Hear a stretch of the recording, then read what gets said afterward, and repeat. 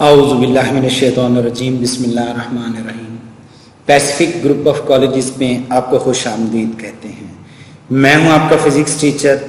Dear students, जैसा कि आप जानते हैं हम second year chapter number 1 electrostatics हमने स्टार्ट किया हुआ है। आज हम उसका लेक्चर नंबर 3 डिस्कस करेंगे। लेक्चर नंबर 2 में जैसा कि आप जानते हैं हमने कूलम्स लॉ को इन डिटेल डिस्कस किया था। लेक्चर थोड़ा लेंथी था, बट आपके पास मोस्ट इंपॉर्टेंट लेक्चर है आपका चैप्टर नंबर 12, जो कि सेकेंड ईयर का पहला चैप्टर है। और आज के लेक्चर 3 में डियर स्टूडेंट्स हमने इलेक्ट्रिक फील्ड के कॉन्सेप्ट को अंडरस्टैंड करना है, समझना है। आज के लेक्चर की आउटलाइन देने का मकसद ये होता है कि आप अपना लॉन्ग क्वेश्चन, अगर ये लॉन्ग क्वेश्चन आ जाता है तो आप उसको किस तरीके से अरेंज करके लिख सकते हैं और आपको मेमोराइज करने में आसानी होगी। अगर आप इन्हीं आउटलाइन के पॉइंट्स को उठा के शॉर्ट क्वेश्चंस बना लें तो आपके शॉर्ट क्वेश्चंस कवर हो जाते हैं, और अगर इन्हीं आउटलाइन के पॉइंट्स को आप उठा के मिलाएं तो ये आपका लॉन्ग क्वेश्चन बन जाता है। तो इस तरीके से ये मैं आपके पॉइंट्स अरेंज करता हूं।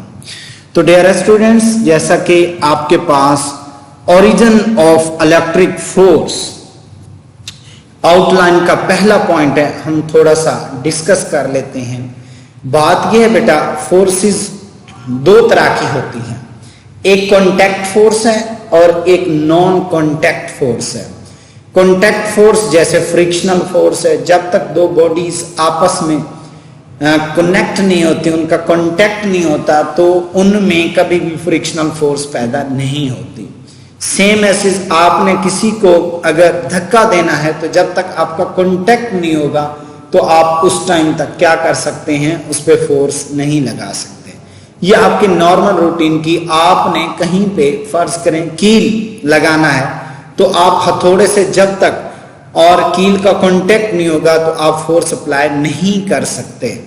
तो डियर स्टूडेंट्स, ये एक तरह की फोर्सेस हैं। और आज हमने जो बात डिस्कस करनी है वो नॉन कांटेक्ट फोर्सेस की है। जैसा कि आप दो चार्जेस हैं, उनका आपस में कांटेक्ट नहीं हो रहा होता, लेकिन वो फिर भी कांटेक्ट के बगैर एक दूसरे को रिपेल कर रहे होते हैं, सिमिलर चार्जेस, और अपोजिट चार्जेस एक दूसरे को अट्रैक्ट कर रहे होते हैं।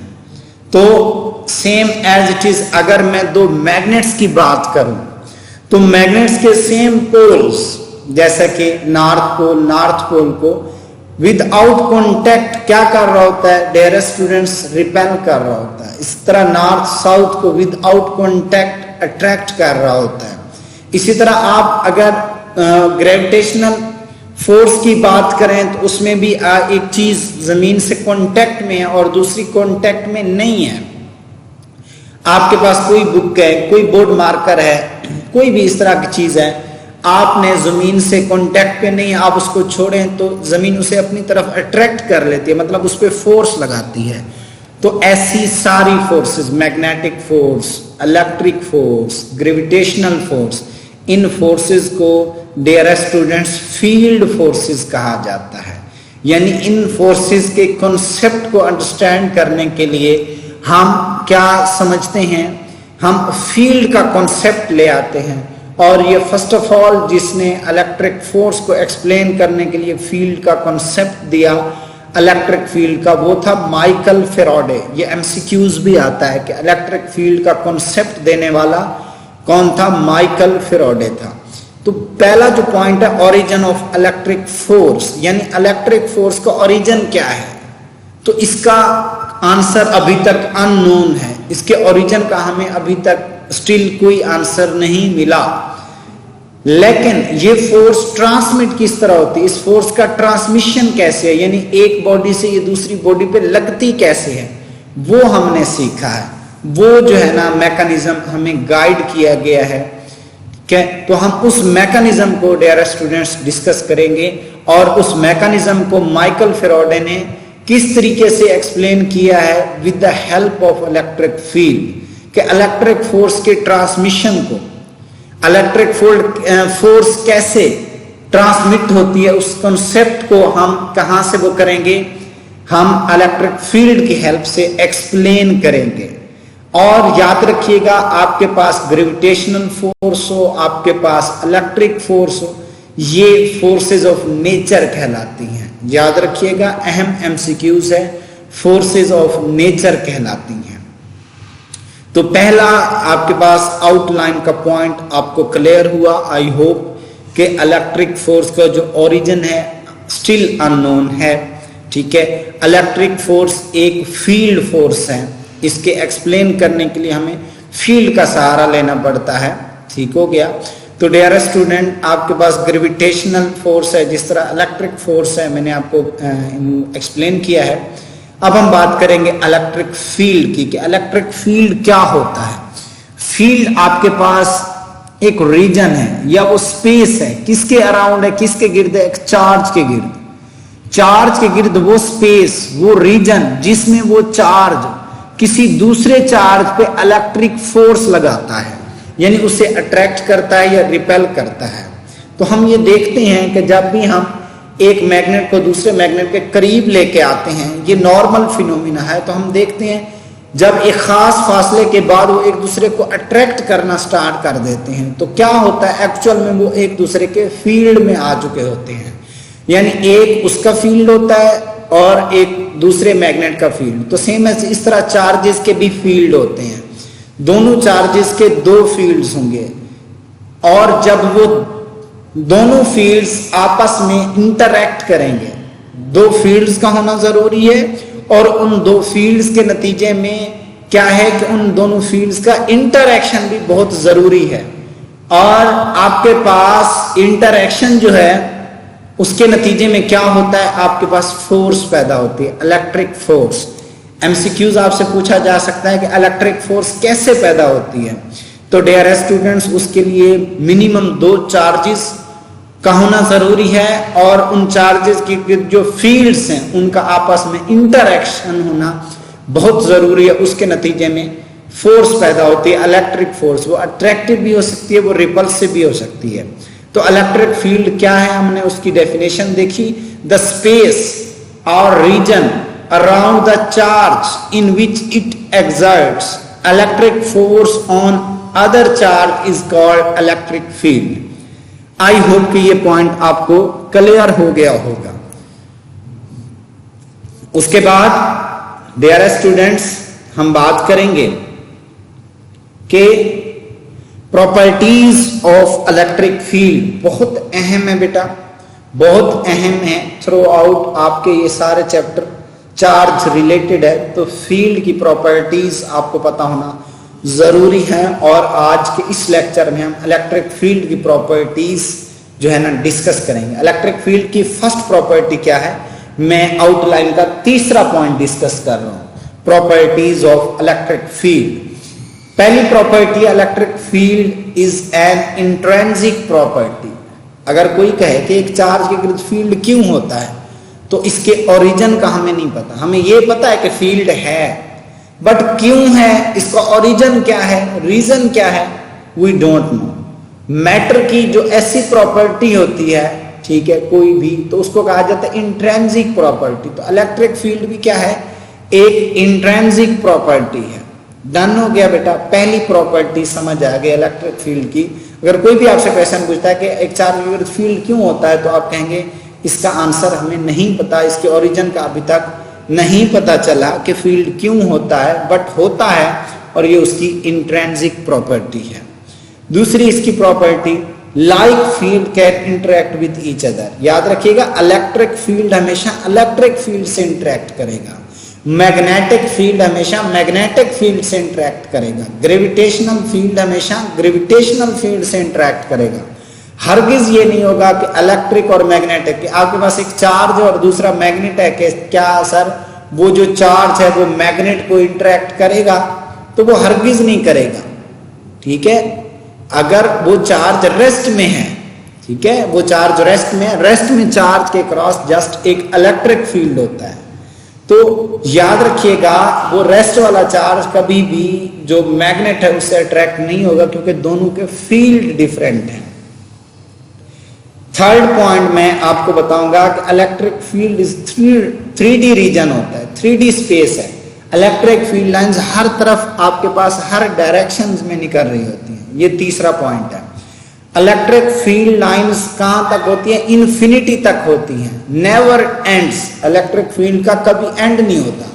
बच्चे ये क्वेश्चन करते हैं कि सर इलेक्ट्रिक फील्ड का तो एक रीजन हमें दिखा होता है, इलेक्ट्रिक फील्ड यहां से यहां तक है, तो वहां तक वो डिटेक्ट हो रहा होता है, मतलब वहां वो एक्सपीरियंस हो रहा होता है, उसके बाद वो फील्ड होता है, लेकिन इतना वीक होता है कि आप उसको डिटेक्ट नहीं कर पाते, आप उसको डिटेक्ट नहीं कर पाते। तो याद रखिएगा इलेक्ट्रिक फील्ड एक्चुअल में इन्फिनिटी तक एग्जिस्ट करता है, ठीक हो गया, और वो कभी एंड नहीं होता। ये और बात है, वो वीक हो जाता है तो हम वहां तक ही फील्ड को काउंट करते हैं जहां तक वो डिटेक्ट हो रहा हो, मतलब दूसरे चार्ज पे वो फोर्स लगा रहा हो, फोर्स ऑफ अट्रैक्शन या रिपल्शन।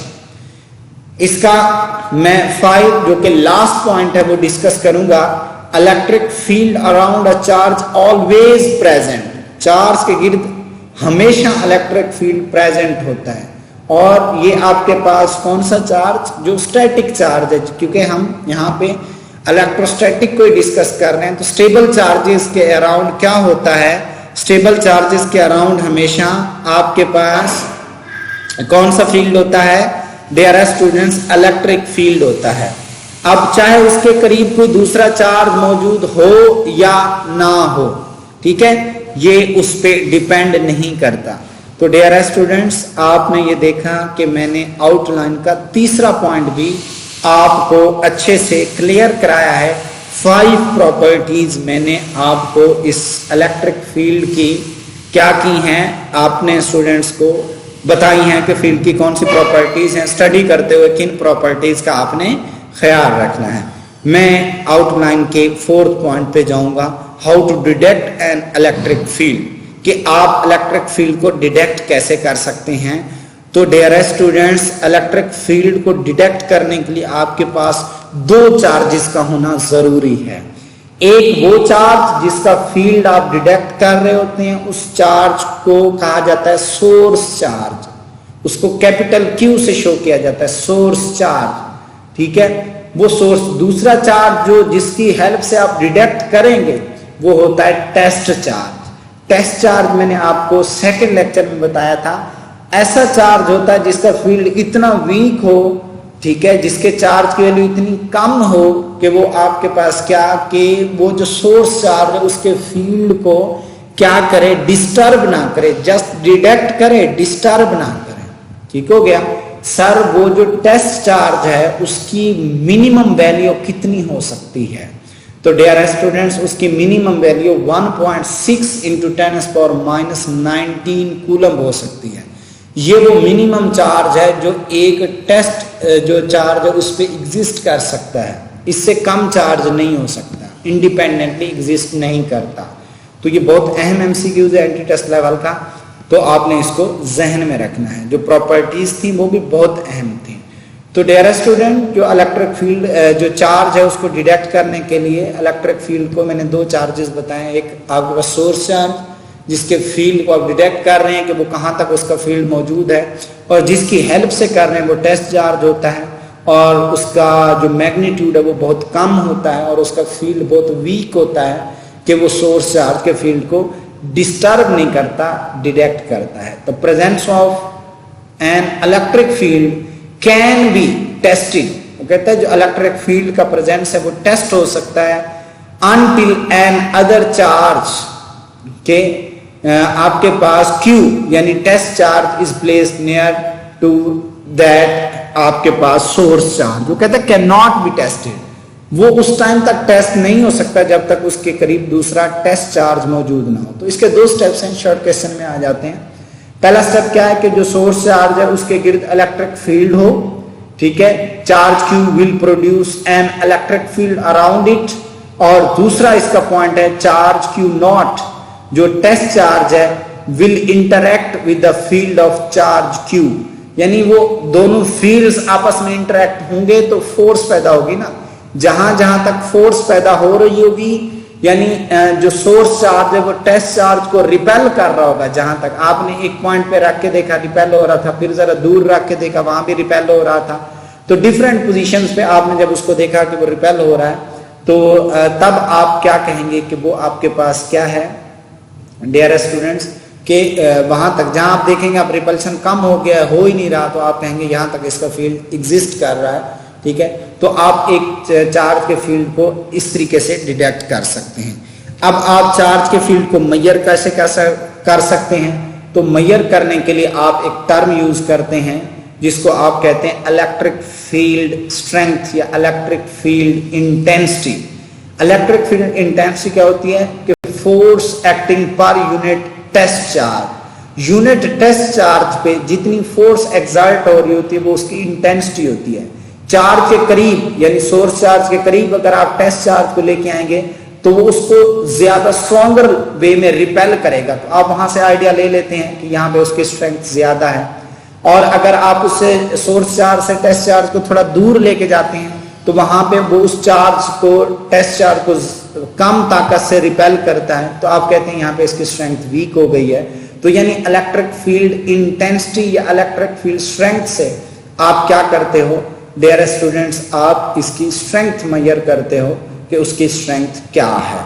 ठीक हो गया, तो अब हम नेक्स्ट स्लाइड पे जरा मैं आपको शो कराता हूं, बाकी पॉइंट्स वहां पे भी आपको क्लियर हो जाएंगे। जैसा कि आप देख सकते हैं ये फर्स्ट पैराग्राफ में वही पॉइंट्स हैं जो मैंने आपको डिस्कस कराए हैं, और सेकंड पैराग्राफ में यहाँ पे प्रॉपर्टीज आपको बताई गई हैं जो मैंने आपसे डिस्कस की हैं। उसके बाद कि ये किस तरीके से डिटेक्ट हो सकता है नहीं हो सकता, यहाँ तक मैंने आपको बताया है।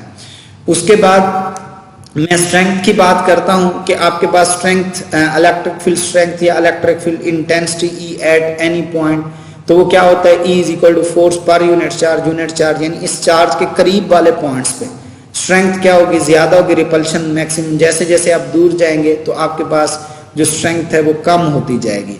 एक अहम पॉइंट है anti test point of view से, इलेक्ट्रिक फील्ड स्ट्रेंथ और इंटेंसिटी में डिफरेंस क्या है। इंटेंसिटी वेक्टर क्वांटिटी है, जिस तरह आप देख सकते हैं ई मैंने बोल्ड करके लिखा, ई की वही डायरेक्शन है जो फोर्स की डायरेक्शन होगी। ठीक है, और स्ट्रेंथ एक स्केलर क्वांटिटी है, फॉर्मूला सेम है, यूनिट सेम है। ठीक हो गया बेटा, तो आपको ये पता हो कि आपके पास इनमें डिफरेंस क्या है। तो आपके पास आपने क्या किया, सिंपल एक टेस्ट चार्ज को लेके गए, वो फोर्स एक्सपीरियंस करेगा और वो रिपेल होगा। अब डिफरेंट पोजीशंस पे जाके उसको टेस्ट करेंगे, जहाँ पे ज्यादा रिपल्शन होगी मैक्सिमम वहां पे उसकी इंटेंसिटी या स्ट्रेंथ ज्यादा होगी, जहाँ पे कम होगी तो वहां आप क्या कहेंगे कि स्ट्रेंथ और इंटेंसिटी वीक है। अच्छा, दो तरीके से आप लोग इसको शो करते थे मैट्रिक में। आपने चार्ज के गिर्द ना एक लाइन लगा देते हैं, चार्ज के गिर्द अगर आप लाइन लगा देते हैं ना तो वो एक मेथड तो है, लेकिन उससे स्ट्रेंथ का आइडिया नहीं होता। फील्ड के रीजन का पता चल जाता है कि चार्ज के गिर्द कहाँ तक फील्ड है, लेकिन वहां पे स्ट्रेंथ का पता नहीं चलता। तो ये जो डायग्राम आपको यहाँ पे दिखाई गई है ना, यहाँ से स्ट्रेंथ का पता चलता है। जहां पे डेंसिटी ज्यादा है, मतलब डॉटेड ये आपके पास जो पॉइंट ये हैं पॉइंट्स लगाए गए ये ज्यादा है, तो मतलब इंटेंसिटी ज्यादा है। और जहां पे ये पॉइंट्स कम हैं तो आप क्या कहते हो, वहां पे इंटेंसिटी भी कम है। तो डियर स्टूडेंट्स, आप यहाँ से आइडिया ले सकते हैं कि आपके पास क्या है। जो सेकंड डायग्राम है, ठीक है, उसमें आप देख सकते हैं जो टेस्ट चार्ज है वो सोर्स चार्ज से रिपेल हो रहा है। ठीक है, जब वो रिपेल हो रहा है तो आप वहां से आइडिया ले सकते हैं कि आपके पास उसकी रिपल्शन से ही उसकी स्ट्रेंथ का अंदाजा लगाया जाता है। डन हो गया, तो हमारी आउटलाइन का ये पॉइंट भी क्लियर हो गया जो कि फोर्स पॉइंट था। अब इलेक्ट्रिक इंटेंसिटी इन वैक्यूम में आप कैसे कैलकुलेट करते हो, तो उसके लिए आप डियर स्टूडेंट्स क्या करते हैं, और electric field intensity force per unit charge measure की जाती है न्यूटन पर कूलम में। ये इसके यूनिट हैं, याद रखिएगा, इसके यूनिट आपने याद रखने हैं, न्यूटन पर कूलम। इसके दूसरे यूनिट आपके पास होते हैं वोल्ट पर मीटर। ठीक है, ये इसके यूनिट हो सकते हैं, और भी यूनिट हो सकते हैं, न्यूटन, किलोग्राम, मीटर, पर सेकंड स्क्वायर, पर कूलम। ये 3 यूनिट्स आपने याद रखने हैं, आपसे पूछे जा सकते हैं। ये 3 यूनिट्स आपसे पूछे जा सकते हैं डियर स्टूडेंट्स, आपने इलेक्ट्रिक इंटेंसिटी या इलेक्ट्रिक स्ट्रेंथ के ये यूनिट्स आपने क्या करने हैं, मेमोराइज रखने हैं। उसके बाद ये एक वेक्टर क्वांटिटी है बेटा, और इसकी डायरेक्शन कहाँ है, as that of the direction of force. I hope के यहां तक आपको क्लियर हो गया होगा। अब ये फॉर्मूला था यूनिट चार्ज की फॉर्म में। अब सोर्स चार्ज की फॉर्म में कैसे फॉर्मूला हम बनाएंगे, तो आप सिंपल इलेक्ट्रिक इंटेंसिटी का फॉर्मूला क्या है आप देख सकते हैं। उसका formula E is equal to F over Q naught. Force कौन सी, इलेक्ट्रोस्टैटिक फोर्स है। तो डियर स्टूडेंट्स, इलेक्ट्रोस्टैटिक फोर्स का फॉर्मूला क्या है, F is equal to 1 over 4 pi epsilon naught Q naught over R square, R unit vector. R unit vector किस लिए use करते हैं आपको पता है, रैंडम डायरेक्शन के लिए। तो ये आप सिंपल क्या करेंगे, इस एफ को उठा के इस एफ की जगह वैल्यू पुट करेंगे 1 over 4 pi epsilon naught Q और Q naught R square, R unit vector, और ये नीचे 1 ओवर क्यू नॉट से क्यू नॉट कैंसिल। तो आपके पास 1 over 4 pi epsilon naught Q over R square into R unit vector. ये इन वैक्यूम या एयर आप कह सकते हैं ई की वैल्यू आ गई। ई की वैल्यू वैक्यूम या एयर में आपके पास क्या होती है, वो निकल आई है बेटा। तो उसके लिए सिंपल आपने यही एक एफ का फॉर्मूला और E is equal to F और क्यू नॉट, एफ की जगह इसकी वैल्यू पुट करके क्यू नॉट से क्यू नॉट डिवाइड कर देना है। तो आप देख सकते हैं इलेक्ट्रिक इंटेंसिटी किस पे डिपेंड कर रही है, सोर्स चार्ज क्यू पे डिपेंड कर रही है। आप इसके फाइनल फॉर्मूले में देखें जस्ट क्यू है, क्यू नॉट नहीं है, टेस्ट चार्ज नहीं है।